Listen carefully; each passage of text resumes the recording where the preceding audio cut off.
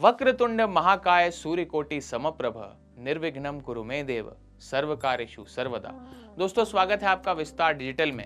जैसा कि आप जानते ही हैं कि गणेशोत्सव बड़े ही धूमधाम से चल रहा है और इस दौरान गणेश जी की पूजा का सबसे ज्यादा महत्व होता है। इसलिए इस पावन अवसर पर विस्तार डिजिटल में रोजाना हम लेके आते हैं आपके लिए गणपति के सबसे ज्यादा पूजे जाने वाले अष्टविनायक स्वरूपों की कहानियां।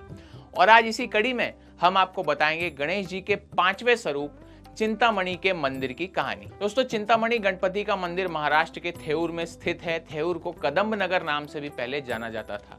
यह महाराष्ट्र के पुणे जिले के हवेली तालुका में स्थित थेऊर चिंतामणि विनायक को समर्पित मंदिर है। थेऊर नाम का यह गांव मुलामुथा नदी के किनारे बसा हुआ है। चिंतामणि गणपति के मंदिर का निर्माण श्री दहरनिधर महाराज देव जी ने करवाया था, जो मौर्य गोसाव जी के वंशज थे। उसके 100 साल बाद माधवराव पेशवा ने मंदिर में सभा मंडप बनवाया। कुछ साल पहले ही मंदिर के शिखर पर सोने का अभिषेक भी किया गया था। ये मंदिर काले पत्थर का बना हुआ है तथा इसमें चिंतामणि जी की मूर्ति पूर्व दिशा में मुख करके है और उसकी आंखों में कीमती पत्थरों से बने हुए हीरे भी जड़े हुए हैं। चिंतामणि के रूप में भगवान गणेश मन को शांति प्रदान करने वाले और मन की सभी उलझनों को दूर करने वाले भगवान माने जाते हैं। दोस्तों, इस मंदिर की स्थापना के पीछे एक बहुत प्रसिद्ध कथा है।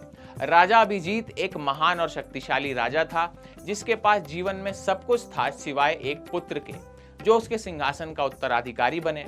उसके कोई भी संतान नहीं थी। तो वो ऋषि वैशंपायन के पास गया। ऋषि ने उसे सुझाव दिया कि राजा और उनकी पत्नी घोर तपस्या करें और उसके बाद उन्हें एक पुत्र की प्राप्ति होगी। इसके बाद उन्होंने तपस्या की और पुत्र प्राप्त हुआ, जिसका नाम उन्होंने रखा गण। बाद में यही गणराजा के नाम से जाना जाने लगा और प्रसिद्ध हुआ। उनका ये बेटा गणराजा बहुत बुद्धिमान, बहुत प्रतिभाशाली, लेकिन बहुत ज्यादा आक्रामक था। गणराज को एक बार कपिल मुनि के आश्रम में आमंत्रित किया गया था। ऋषि एक बहुत अच्छे मेजबान थे और चिंतामणि, जो उनके पास एक कीमती पत्थर था, उसकी मदद से वो गणराज को सबसे अच्छा भोजन परोसने में सक्षम थे। उन्होंने उसे बहुत अच्छा भोजन परोसा। मणि से प्रभावित होकर गणराज ने इसे ऋषि से मांगना चाहा, लेकिन जब कपिल मुनि ने इसे देने से इनकार कर दिया तो गणराजा ने इसे जबरदस्ती उनसे छीन लिया। इसके बाद देवी दुर्गा, जो कपिल मुनि की गुरु भी थी, उन्होंने कपिल मुनि को गणेश जी से सहायता लेने की सलाह दी। गणेश जी ने ऋषि की पुकार का जवाब दिया और कदम्ब के पेड़ के नीचे गणराजा से भयंकर युद्ध किया, भीषण युद्ध किया और वो मणि वापस लेने में कामयाब रहे। लेकिन तब तक कपिल मुनि को चिंतामणि पाने की सारी इच्छा खत्म हो चुकी थी और उन्होंने इसे श्री गणेश को ही वापस अर्पित कर दिया। उन्होंने उस चिंतामणि को गणेश जी के गले में बांध दिया और प्रार्थना की कि आप यहीं रह जाएं, आपका यहीं वास हो जाए। तो इसलिए गणेश जी वहीं बस गए और उन्हें वहां पर चिंतामणि विनायक के रूप में जाना जाने लगा। श्री माधवराव पेशवा चिंतामणि भगवान के बहुत कट्टर भक्त थे, बहुत बड़े भक्त थे।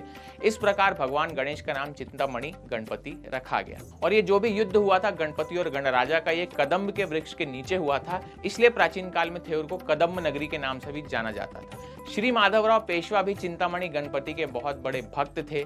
वे अपने मन को शांत करने के लिए प्रशासनिक मामलों से समय निकालकर थेऊर में गणपति मंदिर के दर्शन के लिए हमेशा जाते थे। उन्होंने अपने जीवन के अंतिम दिन भी थेऊर में ही बिताए थे। इस मंदिर के बारे में एक और कथा कही जाती है कि भगवान ब्रह्मा ने यहीं पे ध्यान किया था और गणेश जी के आशीर्वाद से उनका जो बेचैन मन था वो ठीक हो गया था। क्योंकि गणेश जी ने ब्रह्मा जी को उनकी चिंताओं से छुटकारा दिलवाया था, इसलिए उन्हें चिंतामणि नाम से भी जाना जाने लगा। एक और अन्य कथा के अनुसार देवराज इंद्र ने गौतम ऋषि के श्राप से मुक्ति पाने के लिए यहाँ कदम्ब वृक्ष के नीचे गणेश जी की पूजा की थी। इस प्रकार यह स्थान कदम्ब नगर के नाम से जाना जाता है। साथ ही कुछ लोग ये भी कहते हैं कि जिस झील में भगवान इंद्र ने स्नान किया था प्रार्थना करने के बाद, उसे चिंतामणि सरोवर कहा जाता है। भक्तगण कहते हैं कि अगर आपका मन विचलित रहता है और चिंताएं आपको सताती रहती हैं, आपको हरदम घेरे रहती हैं, तो आप थेऊर में आएं और चिंतामणि गणपति की पूजा करें पूरे सच्चे मन से और श्रद्धा से।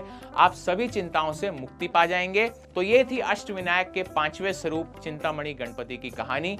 उम्मीद है आपको पसंद आई होगी और कल हम आपके लिए लेके आएंगे अष्टविनायक स्वरूपों के 6वें रूप की कहानी। तब तक के लिए मुझे दीजिए इजाजत। नमस्कार।